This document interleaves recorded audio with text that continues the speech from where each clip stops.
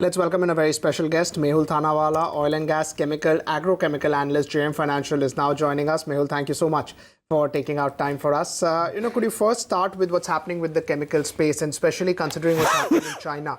What do you think can happen to some of these chemical names? So, very interesting times for Indian chemical companies. As we have mentioned in our latest report, we had 2 good years. CY17, CY18 were very strong years for the Indian companies. This was followed by relatively weak CY19, primarily because there was no volume growth. All the major capacity expansion of the upstream companies like the refining and petrochemical companies were already completed. And therefore, CY19 was relatively flattish in terms of both production as well as margins. What we believe is that with this Wuhan virus impacting potentially the production in China, we could certainly see Indian chemical margins improving significantly in the current year. For a reference, if we take the last time this happened in 2016, we saw some of the chemical prices increasing by almost about 80 to 100%. And these are specifically dye and dye intermediate companies. There was a company called Hubei Chuan in China, which is in this Hubei region or province as they call it, where Wuhan is situated. Wuhan is the largest city in this region. So clearly this company, when it was shut down in 2016 due to environmental reasons, this had about 30% of the production, and its shutdown caused a spike of 80 to 100% in Indian chemical prices. If this continues, obviously there could be impact on production side because employees may not be able to reach the factories. We don't know yet. But because of the restrictions in movement, there will be certain challenges that they will be facing. Also, excuse me. Also, there could be challenges in terms of the customers coming in. The flights have been delayed and things like that. So you have customers not wanting to be able to come in and give their approvals. So we could see some of that production shifting to India.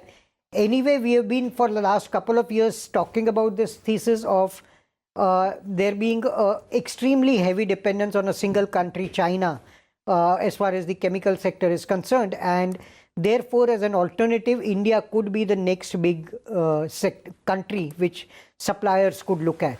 Also, what does this mean for API prices? Do you think that API prices, which have already seen a spike up because dependence again on China is very high, does that mean that active pharmaceutical ingredient prices could also go up? They could also, yes. But I am not a pharma analyst, so you'll have to excuse me on that part of it. It's interesting that you brought up the overall impact of the virus with respect to China. But apart from that, there has been a slowdown there anyway due to some of the pollution clampdown in the recent times.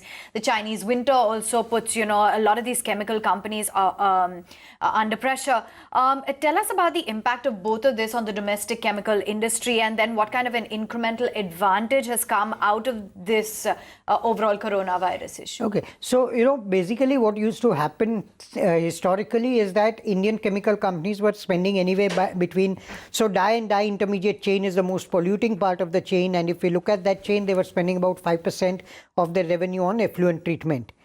That is something which China was not spending, at least they were not disclosing, so we don't know the exact numbers, but we believe that it was certainly not 5% like what India was doing. Simultaneously, Indian labor cost was also relatively high compared to China. So for both these factors, we had about 7 to 8% disadvantage historically against China. Over the last decade, what has happened is that this disadvantage has narrowed with the employee cost in China moving up. We have also Indian salaries have also moved up, or labor cost has also moved up.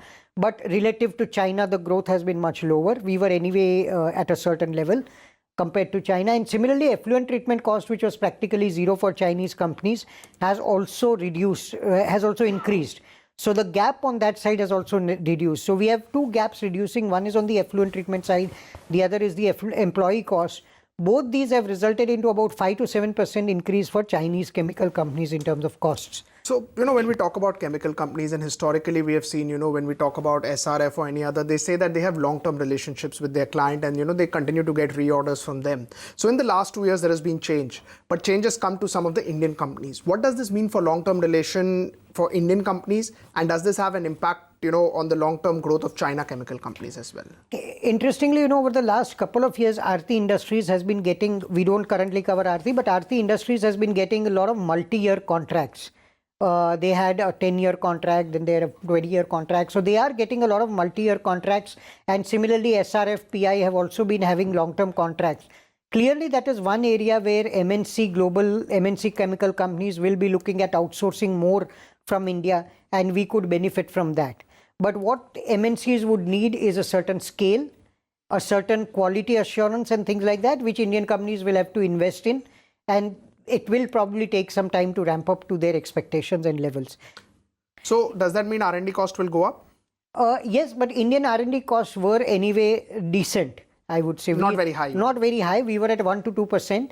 Globally, most of the MNCs spend almost 8 to 10% in terms of their R&D. So R&D costs will go up for Indian companies, yes.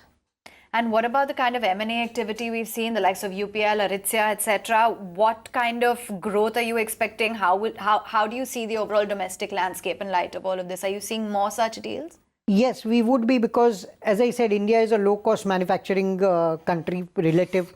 So, for example, Navin Fluorine has done that very interestingly. They have acquired Manchester Organics in UK, which is where they do the theoretical and small-scale production. And if there is a large-scale production, they bring it to India for the specialty chemicals. So this is another route. One is to enter into long-term contracts, which Aarti is positioning itself as.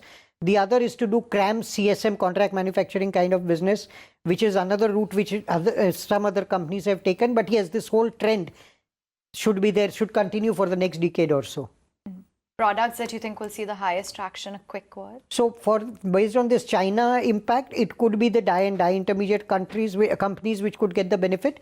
There could be some benefit also to fluorine-based company, because fluorspar 90% is produced in China. Thank you so much for coming by to our studios and sharing with us your outlook on the specialty chemicals. There's been a lot that's been going on. These stocks have been rallying very smartly in the last quarter.